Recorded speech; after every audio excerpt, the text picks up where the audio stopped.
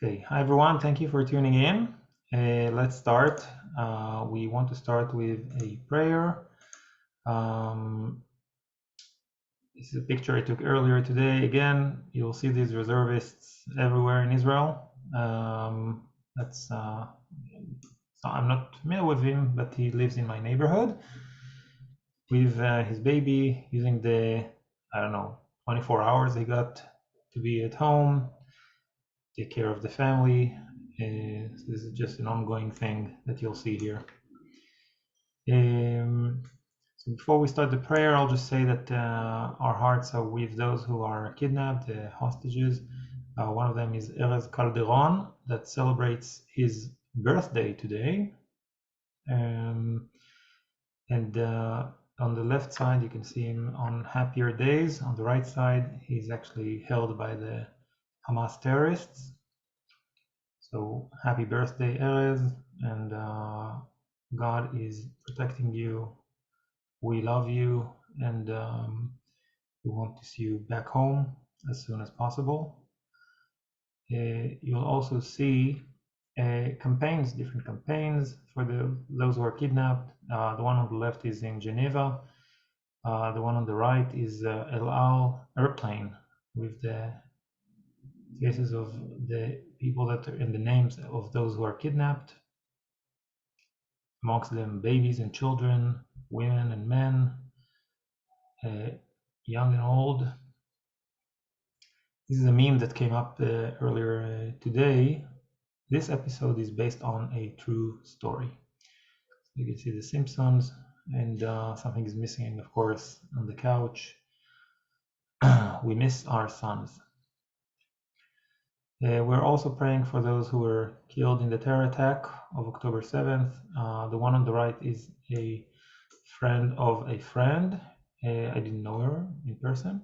Her name is Lily, and you can see her in happier days in the Western Negev. The Western Negev around January, February is covered with red flowers, nomini, just carpets and carpets of these beautiful red flowers. So it's famous for that, this area of where the atrocities happened. And every January, February, we actually have a beautiful festival called the Darom Adom, meaning the Red South. And it's called the Red South because of these beautiful flowers. And sadly, after the attack, it's red because of the blood of these victims. On the left side, you'll see this beautiful family, Kapchiter family. The mother is Dina, father is Yevgeny, and the children are Eitan and Aline, all killed by the terrorists on the road. We were just driving there and ran by these terrorists, and they killed them. So we are going to read Psalm 16 for those who are kidnapped, for those who were killed, for the elevation of their spirit, for those who are injured, that they will recover soon, for the families of the victims, that God will comfort them, and we're praying for our soldiers. Psalm 16 is 16. מכתם לדוד, שמרני אל כי חסיתי בך. אמרת לאדוני, אדוני אתה, טובתי בלעליך. לקדושים אשר בארץ המה, לאדירי כל חפצי בם. ירבו עצבותם, אחר מהרו, בל אסיך נזקיהם מדם, ובל אשא את שמותם על שפתי. אדוני מנת חלקי וחוסי, אתה תומך גורלי. חבלים נפלו לי בנעימים, אף נחלה שפרה עלי. אברך את אדוני אשר יעצני, אף לילות יסרוני חיליותי. שיוויתי אדוני לנגדי תמיד, כי מימיני בל אמות. לכן שמח ליבי ויגל כבודי, אף בשרי ישכון לבטח, כי לא תעזוב נפשי לשאול. לא תיתן חסידיך לראות שחת, תודיעני אור החיים, סוב השמחות את פניך, נעימות בימינך נצח.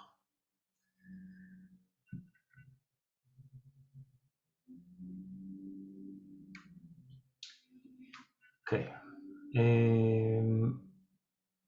We're praying, of course, for our soldiers to keep our country safe, and that God will keep them safe. And I want to share on the updates a few things, and then I'll open it for the Q&A, and then a few more updates. This is one of the volunteers of Zaka. So Zaka is a famous organization in Israel. The acronym is the identifier of victims of disaster, I would guess. So basically, if there is an earthquake and there are casualties, they will come and take care of the bodies. If there is, God forbid, a terror attack, they will go and take care of the bodies and make sure it goes to proper burial. Okay. In the Jewish law, you have to bury in the ground. There is no cremation, and you need to get all the pieces of the body as much as possible, of course, and they won't spare efforts to search and look for body parts if needed. Even stains of blood, they soak them in some cloth or and make sure that the blood also goes to burial. And the horrors they experienced in this specific attack, there are many testimonies for that from these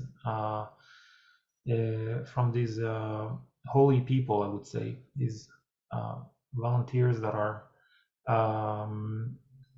taking care of the victims. So although they are very experienced, and these are not children, these are people that have seen stuff.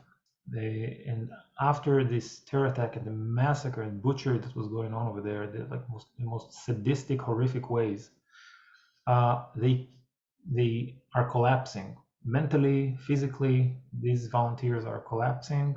This gentleman, Moti Bukchin, and I'll translate from the Hebrew.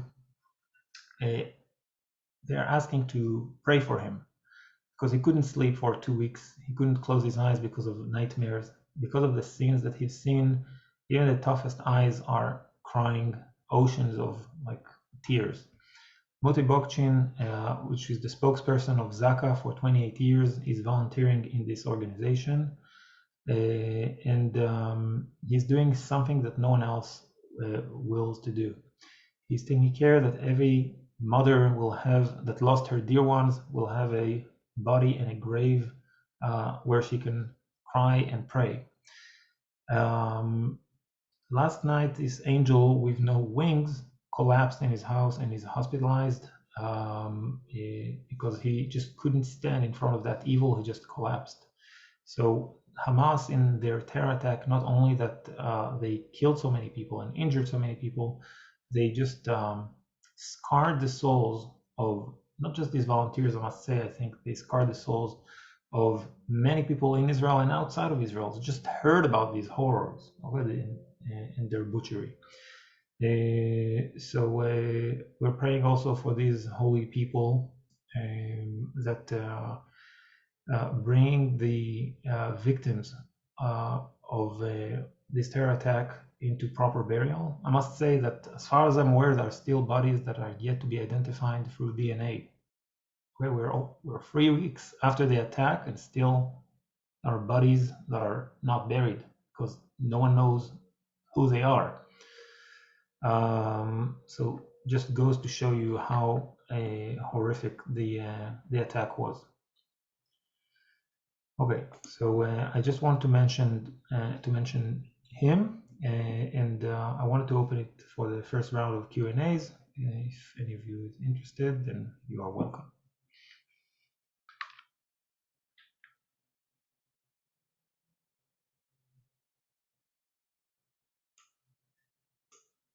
You can write on the chat, or you can just open the microphone. It's just fine.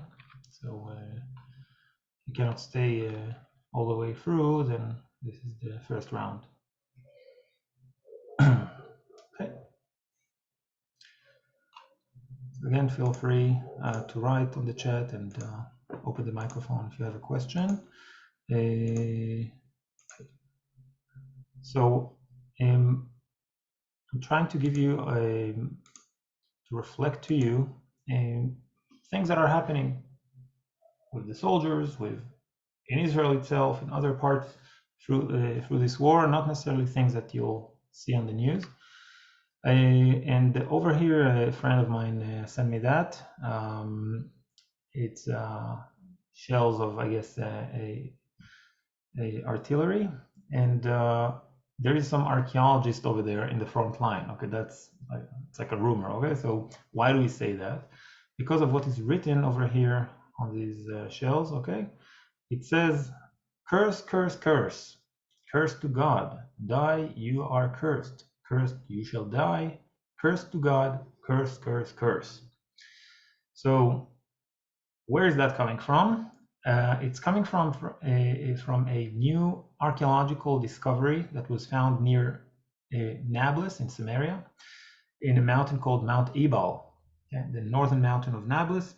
We toured Nablus yesterday, so maybe you remember. And they found this little metal scroll with some Hebrew letters, and that's, at least according to one of the professors, that's what's written on it. And they dated these writings to the Bronze Age, meaning like somewhere around the 13th century BC, which is approximately when the children of Israel entered the land of Israel after the Exodus. So so he knew about this discovery, he knew about the interpretation of this, and he knew the context, the biblical context of it. Mount Ebal is known as the mountain of the curse. So after the children of Israel enter the land of Israel in the book of Joshua, in Nablus they have the mountain of the blessing, Mount Gerizim, and the mountain of the curse, Mount Ebal, where this inscription was found. So clearly very sophisticated soldier, I guess. So he wrote this inscription on these artillery shells. I mentioned it yesterday. There is this, people have some time in the front line, and we have the Mercedes lady on the left and the funny Israeli soldier that touches the vehicle in a seductive way, but she doesn't have a Mercedes. What she has is a armored personnel carrier, which everyone had a good laugh on that. On the right side, you'll see a party of reservists. Again, they're just passing the time, keeping the morale high. And on the left side, it's a new initiative that if you are a reservist and you want to send flowers to your dear ones, then just fill out this form. Okay, so you can see all these initiatives that are going on in order to help both the reservists and their families in the back. About the Palestinians, I kind of talked about it, and I will talk about it yesterday, and I will talk about it today in a few different ways. I sent you some videos yesterday. If you didn't see on the WhatsApp group, then you should check them out. There's this artificial division of the civilians from Hamas, as if Hamas is pure evil, but the civilians are peaceful and they just want to live and prosper and to live happy life and prosper and go to vacation every, I don't know, once a year. It's not the case, okay? It's not the case, and there are a few Instagram pages that I follow. One of them is Stand With Us, which I bring some of the materials from there. Stand With Us, I recommend to you if you want to follow things that are happening here. It's worthwhile. And there's another one called Fight for Life. Okay, so Fight for Life made a video about the summer camps of Hamas, which involves a lot of, incitement against Israel, exposure of young children to weapons and army drills, prepare them both physically and mentally to fight the Jews. So you can actually see the indoctrination, and it's I think it's child abuse. I guess it's just they don't allow them to be children. They just want to raise them as soldiers from the get-go. David is asking, while the media seem to be portrayed Israeli response as aggression, can you give examples of compassion for civilians, even in the Israeli response to Hamas? Compassion to Palestinian civilians? I'm not sure what you're talking about, David. But no, there is no. If it's Palestinian civilians, meaning in Gaza, the army didn't go into Gaza yet, so it's just the Air Force, and the Air Force doesn't help any civilians. Then we have James. How do the citizens of Israel feel about the prospect of a ground invasion of Gaza while there are hundreds of hostages who will be endangered? Is there a sentiment of sacrificing the hostages in order to destroy Hamas to prevent future attacks? It's a complicated. So just David, I think I answered your question. So about the question of James about the sentiment about the ground attack, the general sentiment is that Israelis don't want to live next to these barbarians anymore. Any attempt for peace, any incentives, economic incentives that was given to them in the last whatever years, 15 something years, 15 or so, since 2007, so 16 years. Every step of every good gesture was answered with a rocket. So at this point, the general sentiment in Israel is that at least, like in minimum, the military branch of Hamas must be destroyed, eradicated. They won't have any military capabilities after this war. Like in a way, it should be the last war. The last Gaza war. Okay, that's how exactly you do that, but I'm not sure all Israelis understand. But it should be we don't want to hear about it anymore. Okay, so there are people. There are not a lot that are saying saying out loud, okay, not just in rooms, that the hostages are the chances of finding them and getting them alive and all that are once the ground attack starts are slim, okay, but we need to think about the future victims of this terror organization if we won't completely eradicate it or at least take the military capabilities from it. So there is what we could call the faceless victims of the future war, which you don't know who they are. You do know who are the people that are the victims now, because we know their faces, we know their names, of course, and our heart go to them. But it's a cruel thing what I'm saying. But this is how countries work. It's not only about short-term gains. It's not supposed to be, at least. Basically, the country says, okay, we got a hit, we have hostages, but if we won't retaliate in the most aggressive way in order to eradicate the army of Hamas, then and we'll just negotiate and get the hostages, and it'll just end. Okay, then the future attack will be worse. Okay, so and there will be maybe even more victims.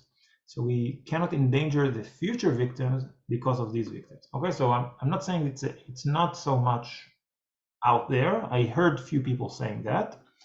I'm not even ruling out the logic behind it, but I can say that because of because these are 200 families with children, with babies. Okay, I would say that the general sentiment, and also in the Jewish law, the idea of pidyon shvuim, meaning to redeem the hostages, to redeem the prisoners, the idea to save prisoners from their captivity, is very rooted in the Jewish tradition and Jewish faith.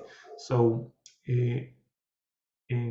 the general sentiment would be we have to get the hostages and we have to eradicate Hamas. Okay, how do you do that exactly? This is someone else's problem in a way. The common Israelis don't necessarily think this through. So interesting question, James. I hope I answered it. And David, I think I answered your question too. So I hope we're good.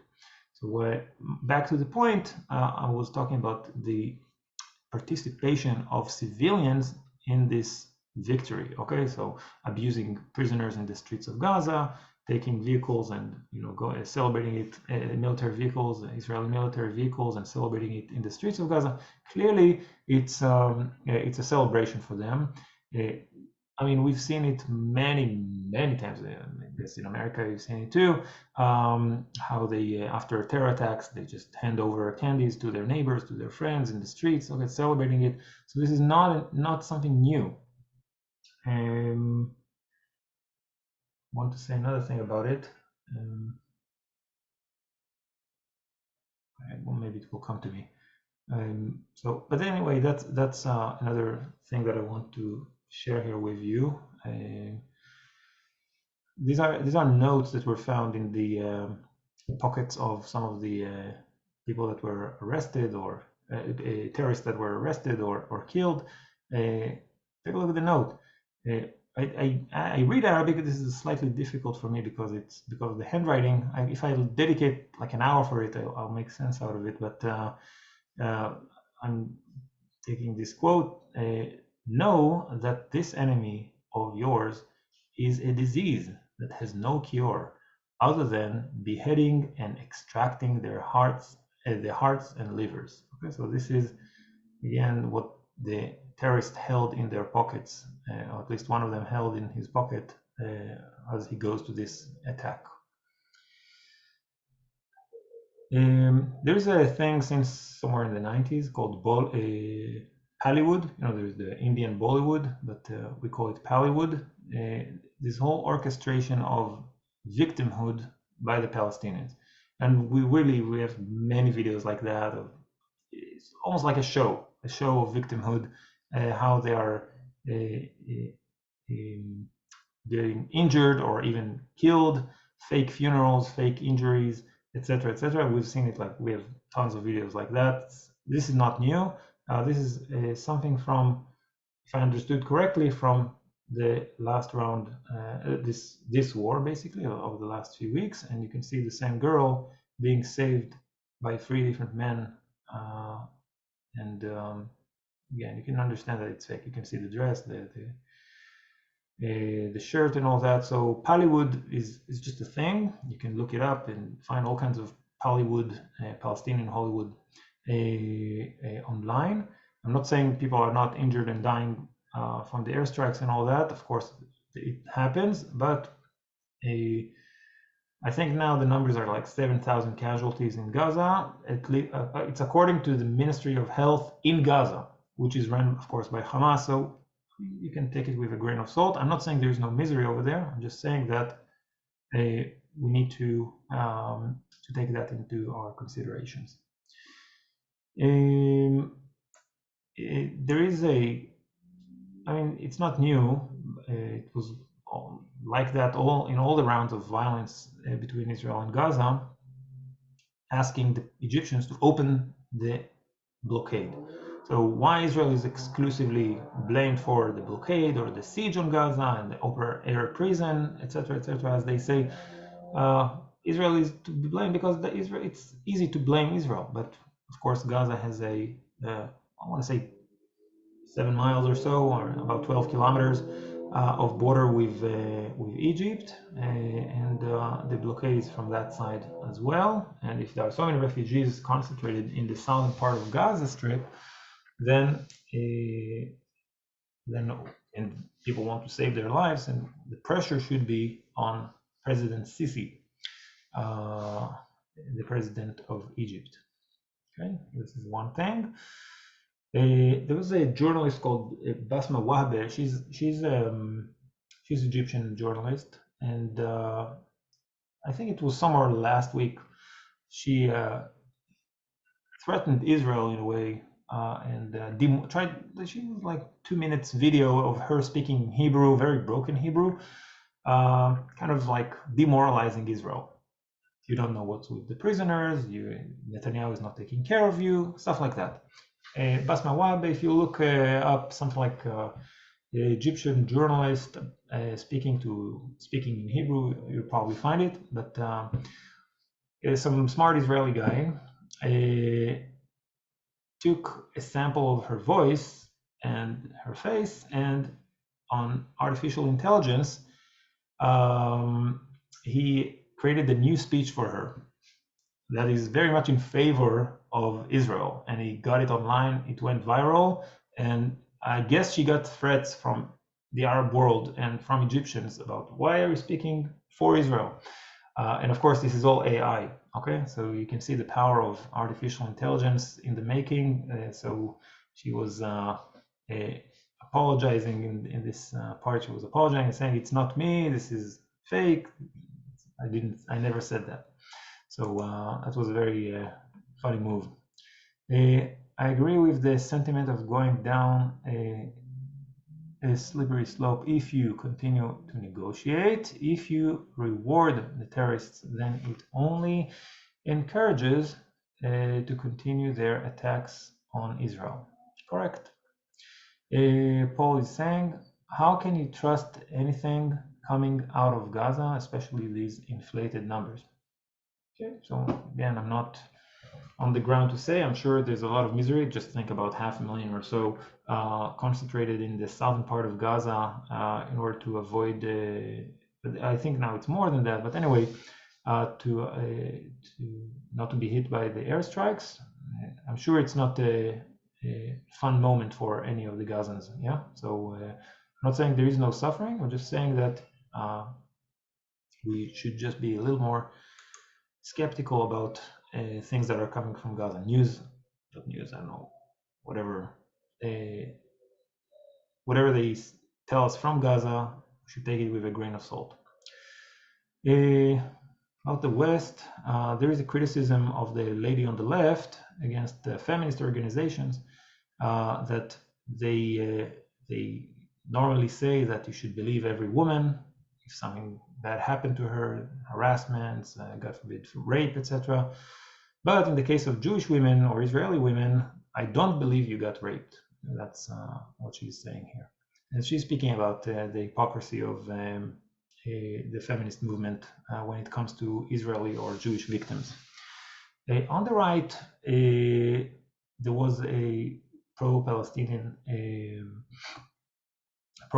rally in a way, and it says "Free Palestine from German guilt."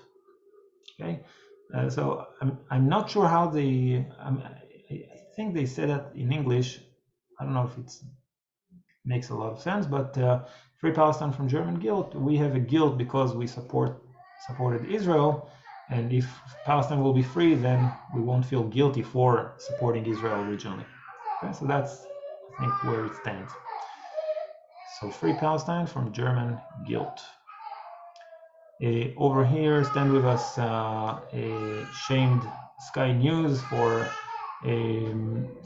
misquoting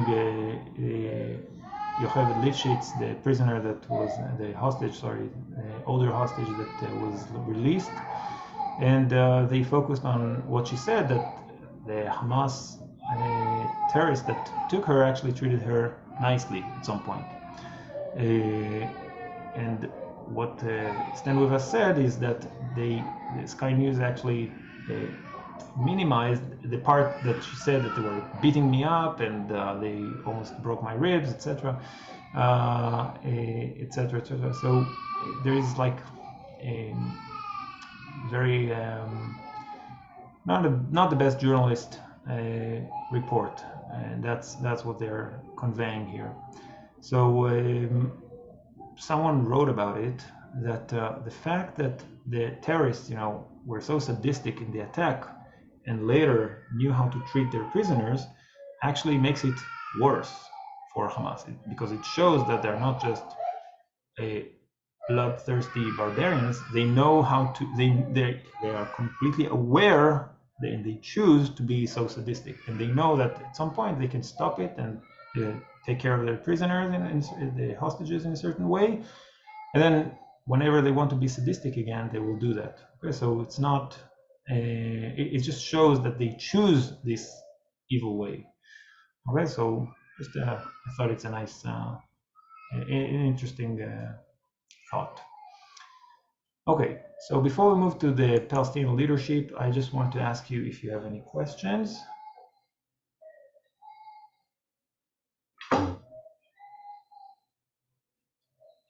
Any other questions? Feel free. Itamar? Yeah, go ahead.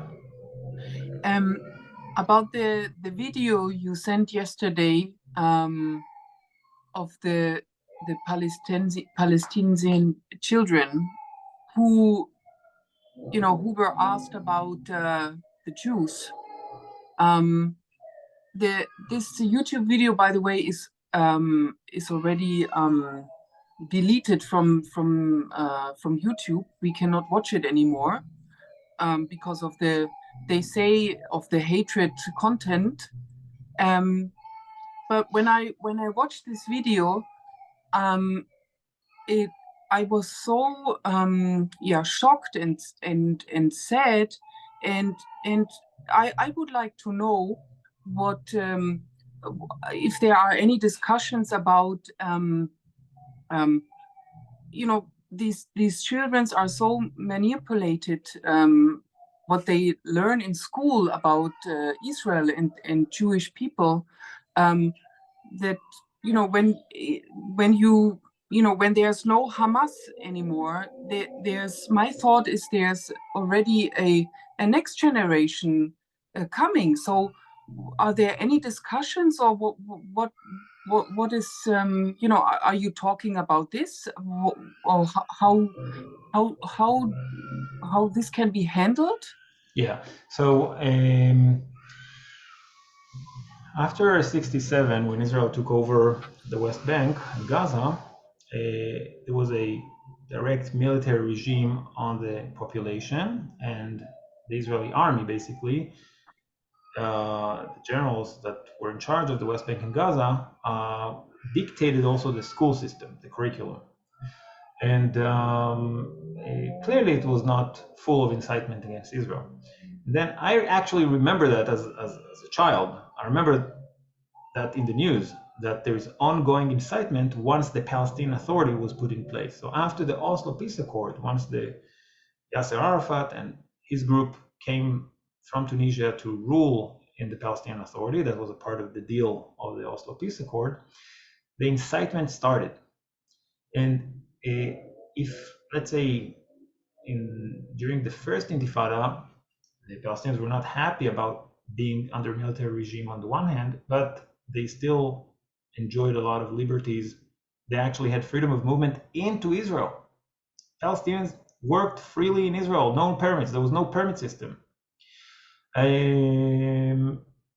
After that, after the ongoing incitement and the terror attacks of the suicide bombers of the 90s, I'm talking about the 90s, not the second Intifada yet, then it's like 95, 96, I remember that even. Rabin's government, later Netanyahu's government, they were talking a lot about the first Netanyahu government. They were talking about the ongoing incitement by the Palestinian Authority in their books, in their mosques, and everything. They kind of poisoned the mind of their people, and in such way that it will be destructive for generations. You see. So they wanted to make sure the conflict doesn't find its solution or is not resolved. They want to make sure of that. And the way is to just really brainwash and poison the mind of the younger generation. So if they're the older, let's say, not older, okay, but the people in their 20s or 30s of the 1980s, 1990s, they already saw Israel that is open for them. They worked here, they moved back and forth from the West Bank into Israel, etc. So they already had a good sense of what is the Israeli society. So although they didn't enjoy democratic rights because they were under military regime, they still knew what democracy is and what rights are, and how this freedom of movement thing goes and all the rest. Okay, so they had positive views of Israel. But as the Palestinian Authority entered, the incitement instantly started, and it was a massive part of the criticism of Israel towards the Palestinians, of the inner discourse of Israelis against Rabin's government. Okay, you just allow them now to incite against us. Like, it was a problem from day one, really. I really remember that as a child. And it just got worse. It just got worse because the incitement was, building up all the way to the second Intifada, and then the second Intifada started a lot of limitations, and now you have a whole permit system: who can go, who cannot. So, and then it just got even worse once Hamas took over Gaza, in the sense that not only that they have the, they already had religious elements in their incitement, but now Hamas is taking it to the next level in their worldview of jihad, etc. And that's it. Like they are completely indoctrinated and brainwashed. Now, on top of all of that, you have to remember that the Palestinian identity is very much very much built around the idea of they took our lands and stole our lands in 1948 in the Independence War. Okay, so we have to take it back by military means, basically. It's called the Mukawama, or the Nidal al Mukafa, the armed struggle. Okay, so that's their terminology of the 1950s, 60s. It's more like secular terminology. It means jihad basically, but it's just more secular terminology. So, so they already have that. Okay, the feeling, the victimhood, plus the sense that we were oppressed and they did wrong to us, and now we have to get them back. Okay, they already had that. Add to that the explicit incitement of the Palestinian Authority, later Hamas, and you get just a recipe for a conflict for generations, basically. So it's a massive problem. There are some approaches that, okay, they did what they did with the incitement, but maybe we can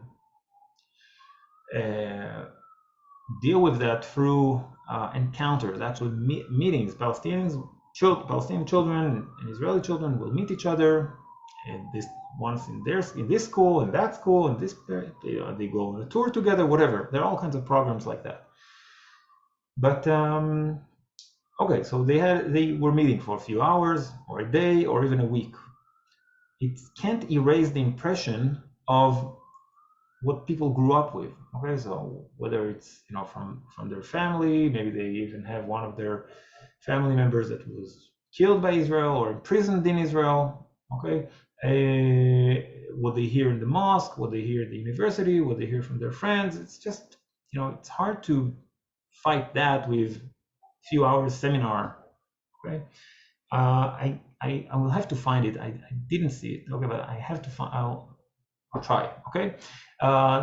There was a story about a child from Gaza that was hospitalized for quite a few months in Israel. All expenses were paid, like they didn't have to pay anything. It was all taken care of, and they saved his life. He had some, I think, some heart failure or something like that, and they saved the child.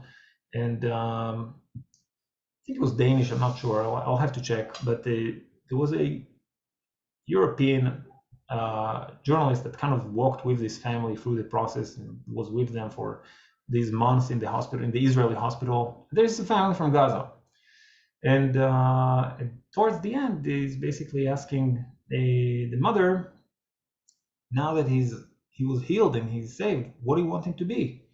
And she says, I want him to be a shaheed, a martyr. See, so all these months in the hospital. And all, everything is taken care of. You didn't have to pay anything. They just took care of them. And still, see, it's so rooted in their identity, in their mindset, that it's just poison. I will have to find it. I'm not sure how many years ago this is, but I'll have to find it. See, so how do you deal with that? I'm not sure if you can. So that's part of what I was telling you yesterday, and I will develop it today as well. Just something is fundamentally wrong with the identity and the education of the Palestinian society. Okay, so let's see if there are any questions on the chat. How can you trust anything? Sorry. Thank you for showing us the reality of the situation. James is saying, I watched on TV many of the protests against Israel by the Palestinian diaspora. One of the chants is, we don't want no two states, we want all 48. Yes. Does this mean that they want one state which they will control and expel the Jews. I guess you can get different answers, but this is around these lines. Yeah. What is meant by we want all 48? 48 means we want the British mandatory Palestine. That was not ruled by them. It was the British mandate, okay? But they want to go back to the borders of the British mandate, and they say that we have a full claim for all the land, not just parts of it. Okay. Sounds like the lower 48 states. I'm not sure. David, sorry. Maybe it's a joke, but I'm just not sure what I read. Okay. Let's continue now to. I won't dedicate too much for that, but I just want to expose you to this argument. Okay. What is the leadership of the Palestinians? Who are the leaders of the Palestinian national movement? Now, because we all, I'm pretty sure we all grew up in democracies. When we talk about the leadership, we're talking about elected leadership. Okay, so unless you're coming from, I'm not sure, Soviet Union, I'm not sure. Then we lived in democracy. So when we're talking about the leadership, these are elected officials, elected politicians and they're supposed to represent the public. Okay, but for most of the human history, the leadership was not someone that was elected. It was someone that got there for whatever reason, because of his political skills and other skills. Okay, and people accepted his leadership. Okay, so the concept is what I'm going to explain is how. I want to explain is what is the leadership, or who are the leaders that Palestinians accept to follow. Okay, so it's look again. Grew up in democracies. Just try to get used to this idea. Okay, there is a leadership that represents the people, although they are not elected leaders. So I will go through this really quick. Okay, so during the days of the British Mandate, we have Haj Amin al-Husseini. He's from Jerusalem, noble family in Jerusalem, and he was what is called the Mufti, meaning he was the Muslim scholar that kind of dictates or gives the interpretation for the people in Palestine. Okay, so again, normally it's not exactly the role of the leader to be a mufti, but anyway, he was the leader of the Palestinian national movement during that time. In the 20s and until the late 30s, he was actually working for the British. Okay, was working for the British. It has a lot to do with the way the British mandate was constructed. Okay, they were talking about the Jews having the rights of have the rights to build their nation state, basically, and other religious groups will be represented somehow, and that's why the Mufti, which is a Muslim figure, okay, Muslim religious figure, became the head of the Palestinians, okay, the head of the Arabs. It's just the way it was constructed by the British. So Haj Amin al-Husseini, in the late 30s, he was involved with the Great Revolt against the British Mandate, which involved a lot of violence, of course, in the late 30s. And he ran for his life. The British were about to arrest him. He just rolled from, I think, to Lebanon first, and then to Egypt, to Europe at some point. And he met with Hitler, and he was involved with few collaborations with the Nazis. So let me just point it out.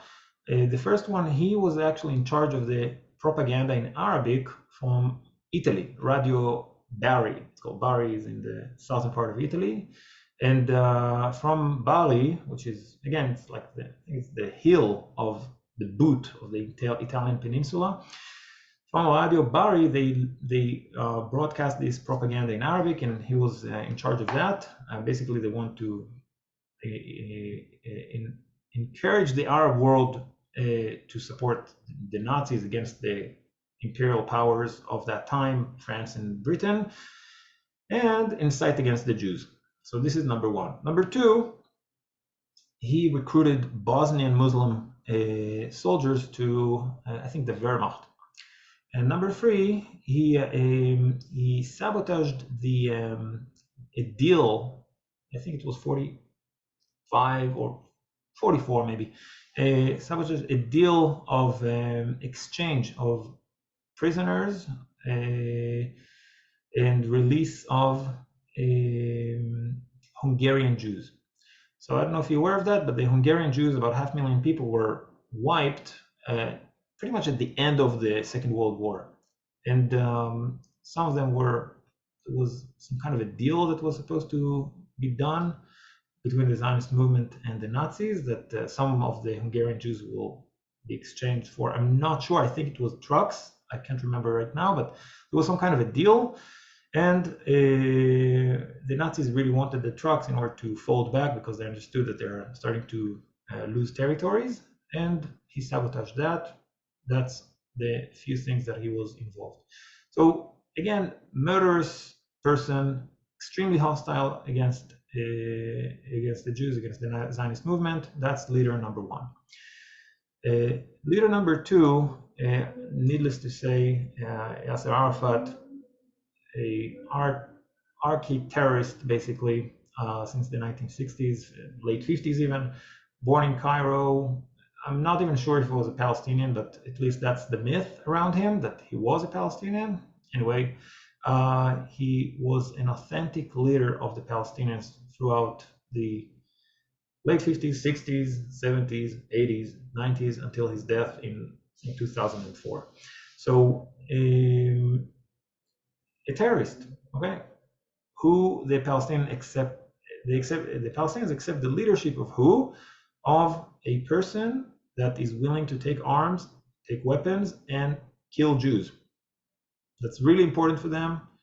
It will be a terrorist that will attack the Jews and liberate basically Palestine with force. Okay, that's what they're looking for. Some of these terror attacks, I want to explain the mindset in the past and also now. I heard it even in this war. Palestinians speaking about the terror attacks as like an attack that make them proud. Now the word for that in Arabic is yarfa ras. Yarfa ras, it means it lift up our heads. Now we're proud, we killed some Jews. So although it's not really helping their national struggle, because okay, so this amount of Jews were killed or this amount of soldiers were killed. Do you really think that okay, now Israel will just fall back and go back to where? Okay, but that point of it lift up our head when we're proud that we can lift up our head once we hear that this and that amount of Jews were killed. So this is a theme. I've heard it hundreds of times. After terror attacks, they interview Palestinians and they said it lift up our head. So this again, leader number two. The current leader of the Palestinian Authority is President Mahmoud Abbas, known as Abu Mazen. He was born in the Galilee, in Safed, and he was a refugee himself in the Independence War. He's not for violent terror attacks. Okay, he's not doing that. That's Arafat is very much like that. He's not. He has all kinds of diplomatic efforts on one hand, but he does fund terrorists once they are either dead or in prison. Meaning, and I'm not sure if it was him, but it's one of his spokespersons. They were saying it multiple times, okay, that even if Israel confiscates some of the budget of the Palestinian Authority, for example, we have the ports, we control the ports, so we actually take all the port taxes, okay, custom for the Palestinians, and if they are paying terrorists that are in prison or families of terrorists that were killed, then we deduct it from their revenue from the custom. Okay, what I hope it was not too complicated. Israel in the ports, there's goods that's supposed to end up in the West Bank. Or in Gaza, Israel takes the custom, and if they keep paying terrorists, then we deduct it and we hold this money for the future. We just don't pass it to them. But what they're saying is that even if that's our last pennies, we'll still put it on these families of terrorists, or the terrorists that are in prison will take care of their families and will take care of them. I can't remember when was it, but a few years ago they actually had the numbers on it, how much you get paid if you are killing or stabbing a Jew and you're in prison but you didn't kill anyone. It's not the accurate numbers, but you get 1,500 shekels a month, okay, a few hundreds of dollars. If you are in prison for more than 5 years, then you get, I don't know, whatever, 6,000 shekels. So they have all kinds of pricing on how much money you get, depending on how long you're going to be in prison, how many Jews you killed, or if you died. Then I think it's in the neighborhood of 12,000 shekels. Your family will get compensated with 12,000 shekels a month. And there are people that this financial incentive in definitely in poor Gaza, but in the poor West Bank, they are saying, I couldn't feed my children, so I decided to be a martyr. I did this, I did that. I ended up in prison, but at least my family can eat. So it's an actual financial incentive to attack Israelis and commit terror attacks. Okay, so Abu Mazen that's the way he does that. Okay, so again, he gets his legitimacy. Not that he's very much in favor. Like the Palestinians don't like him because of corruption, because he's not aggressive enough. But he still is in charge. Okay, so he has enough power to stay in charge, although he's not very strong. The next guy, Israelis know him, but I'm not sure if you are familiar with this gentleman. At some point, Abu Mazen will pass away. Okay, and there are all kinds of names. Who are the candidates to replace him? One of the leading candidates is this man. His name is Marwan Barghouti. Marwan Barghouti, also a terrorist of the Second Intifada, was involved in the killing of many Jews, but many Israelis. But I think his sentence is for being involved in a terror attack where 5 Israelis were killed. So he has 5 life sentences basically on him. So he's not supposed to be released. But he is still considered to be the leading candidate of the future leadership of the Palestinians. Why? He's a terrorist. Great. See? So that's another, that's the future generation of leaders of the West Bank. There is an exception, very unique exception, and this is Salam Fayyad. He was the prime minister of the he was the prime minister of the Palestinians in 2007 to 2009. Now, put in mind that 2007 is when Hamas took over Gaza Strip, killed or injured many of the Fatah movement, local politicians and activists of Fatah, the party of Abu Mazen. Okay, and in 2007, Hamas basically took over the Gaza Strip. Okay, during that time, there were I think like 10 attempts to unite the Gaza Strip with the West Bank after these elections where Hamas got a lot of power in the parliament. They wanted to keep it together. They wanted not to be a separate, two separated states almost. And at that point, Salam Fayyad enters in, and one of his conditions is that Hamas will recognize Israel, and they refused. He's an economist. He worked for the Monetary Fund, the International Monetary Fund, for many years. He was actually constructive in his approach to the economy of the Palestinians. He tried to move forward with all kinds of infrastructure projects and all kinds of things that will build prosperous life in the West Bank and Gaza. And therefore, he was not accepted as an actual leader of the Palestinians, and very few, I think it was like in the neighborhood of 2% of the Palestinians actually, looked at him favorably. So read more about him. It's very, very interesting character, but he failed. And the reason he failed is because he's not representing the Palestinian sentiment. Okay, so this is it for now. If there are any questions before the Bible study, you're most welcome.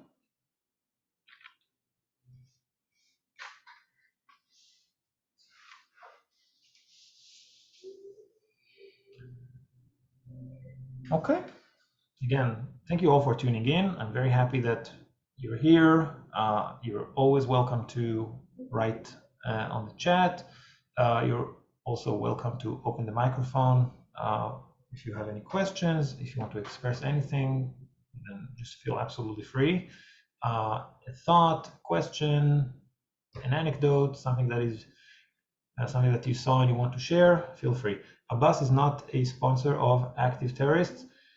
Okay, so unlike Arafat, that was actually orchestrating the second intifada, pretending not to, but he was actually orchestrating. Okay, you'll go there and you'll go there. Okay.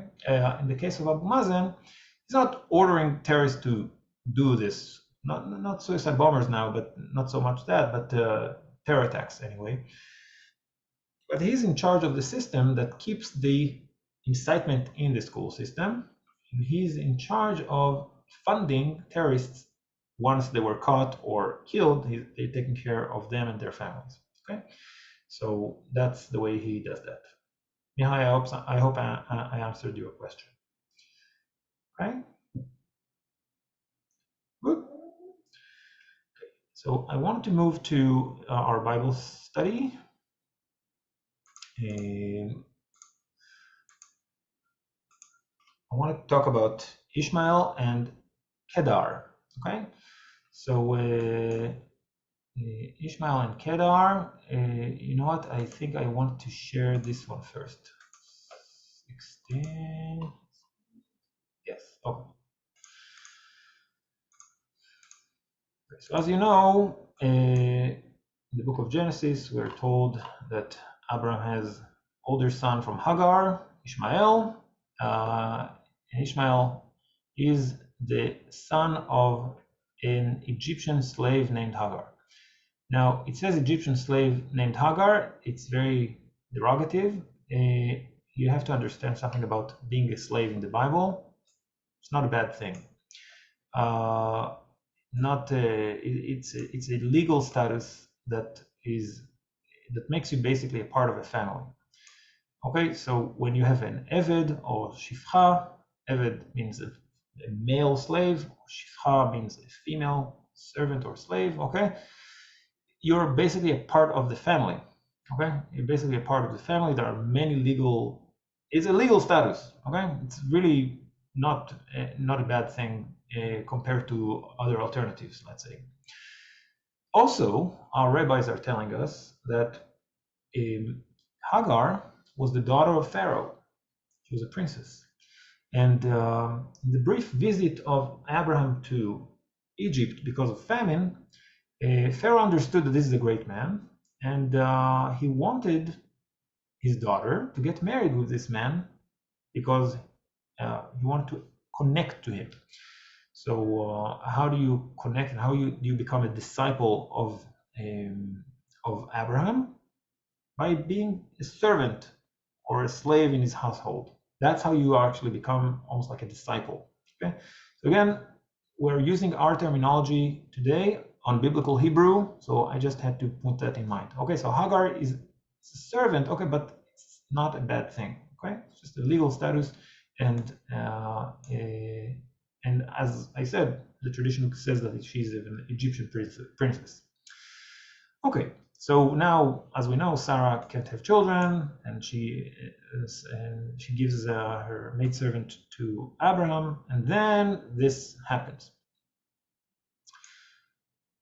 Abraham slept with Hagar, and she conceived. When she knew she was pregnant, she began to despise her mistress, meaning Sarai at this point. Then Sarai said to Abraham, You are responsible for the wrong I am suffering. I put my slave in your arms, and now that she knows she is pregnant, she despises me. May the Lord judge between you and me." So she's very, very upset. And ultimately, she's mistreating Hagar, okay? And Hagar is running away. Now, as Hagar is running away, she's running in the way of Shur. It's the northern part of Sinai. So she's basically running from the Negev desert to back home to Pharaoh through Sinai. Okay, she's running away. And as she's running away, the angel of the Lord found Hagar near a spring. I'm reading in verse 7. Near a spring in the desert. It was the spring that is besides the road of Shur. And he said, "Hagar, slave of Sarai, where have you come from? And where are you going?" So there is a confusion in Hagar. She thinks that now she's the leading wife. She kind of forgot that Sarah is the one that is the leading wife. She's boasting against her. And now the angel says, "Hagar, you're confused. Hagar, slave of Sarai, where are you come from? Where have you come from? You're coming from the house of Abraham. Where are you going? Are you going back to Egypt?" "I'm running away from my mistress Sarai, she answered. Then the angel of the Lord told her, "Go back to your mistress and submit to her." The angel added, "I will increase your descendants so much that they will be too numerous to count." Okay, so this is according to the Muslim tradition, the Muslims. The Muslims are the children of Ishmael, the son of Hagar. Now, the angel speaks about who this son is going to be. "You are now pregnant, and you will give birth to a son. You shall name him Ishmael. For the Lord has heard of your misery. He will be a wild donkey of a man. He will be a man that desires freedom." That's what the word in Hebrew is for wild donkey is pere. Pere means it's an actual animal, okay, and it's a freedom-loving animal, okay. His hand will be against everyone, and everyone's hand against him. Now this part was not translated well, the last part, and so let me just read it from the art scroll. What is that? Genesis 16.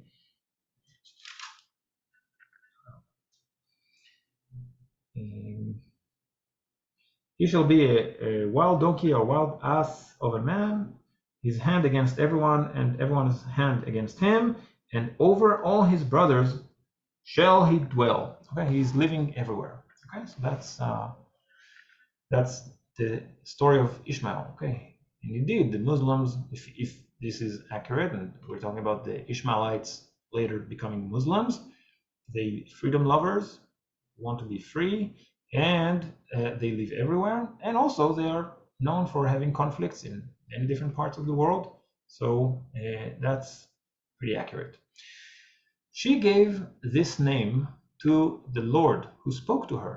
You are the God who sees me, for she said, I have now seen the one who sees me."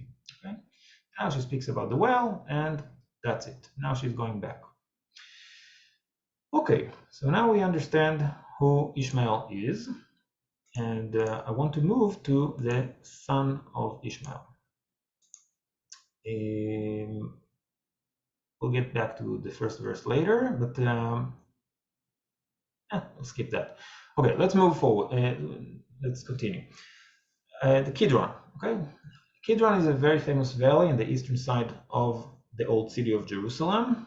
It's mentioned in the New Testament, for example, in the Gospel of John, that after the Last Supper, Jesus and the disciples are crossing the Kidron Valley from the old city area to the Mount of Olives. The Kidron, it's actually mentioned there. So we know it's just, we don't need the New Testament for that. It's mentioned in the Bible too. But I'm just saying the Kidron Valley, it's an actual place in Jerusalem, east of the old city of Jerusalem. So what is that Kidron thing? Let's check it out. These are the names of the sons of Ishmael. listed in the order of their birth. Nevayot, firstborn, and then we have Kedar. Kedar is the tribe that later became even a kingdom in the northern part of Saudi Arabia, and it's an Arab tribe. It's an Arab tribe that we know for thousands of years in this region. Now let's continue to the two other verses. Woe to me that I dwell in Meshech, that I live among the tents of Kedar. This is King David saying in Psalm 120. They love to fight all the time, and they just don't leave me alone. The people of Kedar, again, these are Arab tribes. So it's mentioned in the book of Psalms. Then later in the Song of Solomon, dark am I, yet lovely, daughters of Jerusalem, dark like the tents of Kedar, the tents of the Arabs, the tents of this Arab tribe that is made of hair of goats. Hairs of goats. So so we know about it. So there is, I think this is convincing, okay? The Kidron Valley is a valley in which the Arab tribes used to dwell, not too far from Jerusalem. And the Kidron, it could be translated as the place of the people of Kedar. So there are these Bedouin tribes with their dark tents, not too far from Jerusalem. This is where the name of the valley is coming from. Okay, so in Isaiah, there is a prophecy against Arabia, Isaiah 21. A prophecy against Arabia. You caravans of the Dadanites, okay, the Arab tribes, who camp in the thickets of Arabia, bring water for the thirsty. You who live in Tema, bring food for the fugitives. They flee from the sword, from the drawn sword, from the bent bow, and from the heat of battle. This is what the Lord says to me. Within 1 year, as a servant bound by contract would count it, all the splendor of Kedar will come to an end. The survivors of the arches, the warriors of Kedar, will be few. The Lord, the God of Israel, has spoken. Okay, so there is a prophecy that the people of Kedar will be reduced. These battle lovers that David describes, these who dwells in the vicinity of Jerusalem, and people are concerned with them because they can raid the city. These people will be fewer. I'll just go back to the first one over here. We know that towards the end of Abraham died, and later in their life, Isaac and Ishmael buried Abraham together in Hebron, okay, in Genesis 25. So one day in the future, we can assume that these tribes, children of Isaac and the children of Ishmael, will be living in peace. Okay, so this is our Bible study. We dedicate the prayer and the Bible study for the victims of this terror attack. And my baby Tavor is crying, so I'll have to get going. If there are any questions, you can write it on private. I will answer on the WhatsApp group. So it will be shorter this time. And thank you very much. This is our last session for this week. So all the best to you.